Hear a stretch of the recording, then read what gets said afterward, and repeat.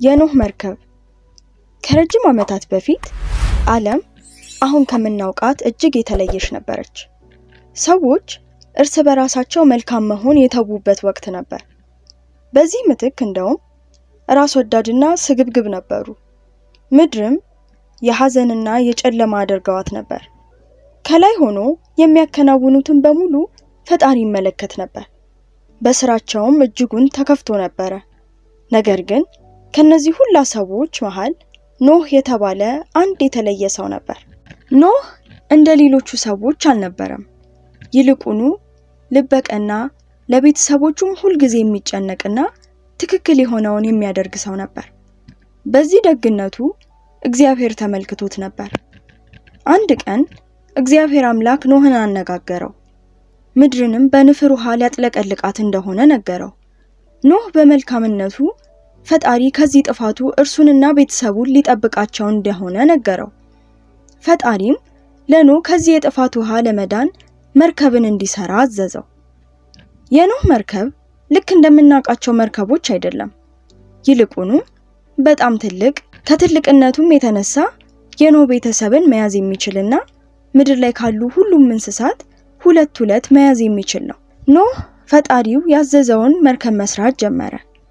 አንዳንዶች ለምን ይሄን እንደሚያደርግ አልገባቸውም ነበር። እንዲያውም ይሳለቁበትና ይስቁበት፣ አልፎም እንደ ቂል ያዩት ጀመር። ነገር ግን ኖህ ስለነሱ ሹፈት ግድ አልሰጠውም፣ እርሱ ፈጣሪውን ያምናልና። ኖህም መርከቡን መስራት ቀጠለ። መርከቡንም ከጨረሰ በኋላ ወደ መርከቡ የተለያዩ እንስሳት ሁለት እየሆኑ መምጣት ጀመሩ። አንበሶች፣ ዝሆኖች፣ ቀጭኔዎች፣ ትንንሽ ነፍሳት እንኳን አልቀሩም። ልክ ፈጣሪ እንዳዘዘው ሁሉም አንድ በአንድ ምድር ላይ ያሉ እንስሳት ወደ መርከቡ መጡ። የኖህ ቤተሰቦችም በመርከቡ ውስጥ ሁሉንም እንስሳት ቦታ አሳዟቸው። ሁሉም እንስሳት በመርከቡ ውስጥ ተመችቷቸው ነበር። ከመርከቡ ወደ ውስጥም ሲታይ እጅግ ውብ ነበረ።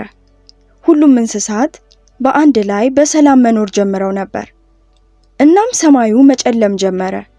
ኃይለኛ ዝናብም መዝነብ ጀመረ። ከዚህ በፊት ዘንቦ በማያውቅ ሁኔታ መዝነብ ጀመረ።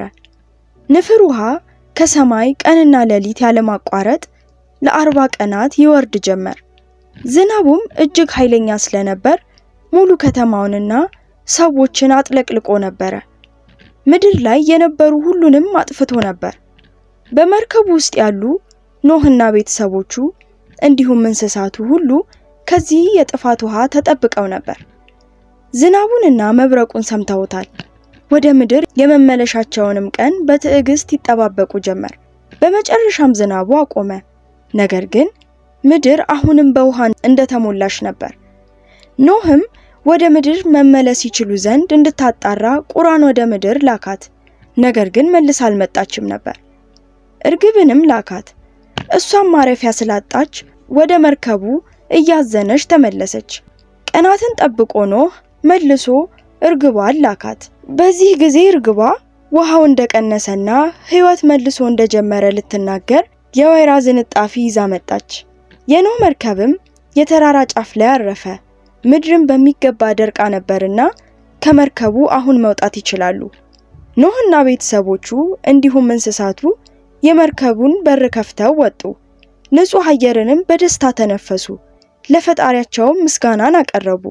ምድርም ልክ እንደ ልሙጥ ወረቀት ንጹህና ጽዱ ነበረች። በባዶ ገጾቿም ላይ በታሪክ እንድትሞላ እየጠበቀቻቸው ነው። አበቦች መፈንደቅ ጀምረዋል።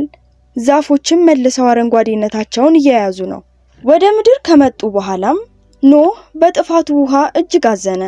ፈጣሪም ይህን ተመልክቶ ለኖህ ከዚህ በኋላ ምድርን በጥፋት ውሃ አላጠፋም ብሎ ቃል ኪዳን ገባለት። ለዚህም ምልክት ይሆን ዘንድ ቀስተ ደመናን ለቃል ኪዳኑ ምልክት አድርጎ ሰጠው። ቀስተ ደመናም የኖህ ቃል ኪዳን ከመሆኑ በተጨማሪ ፈጣሪ ለፍጥረታት ሁሉ ያለውን ፍቅር ማሳያም ጭምር ነው።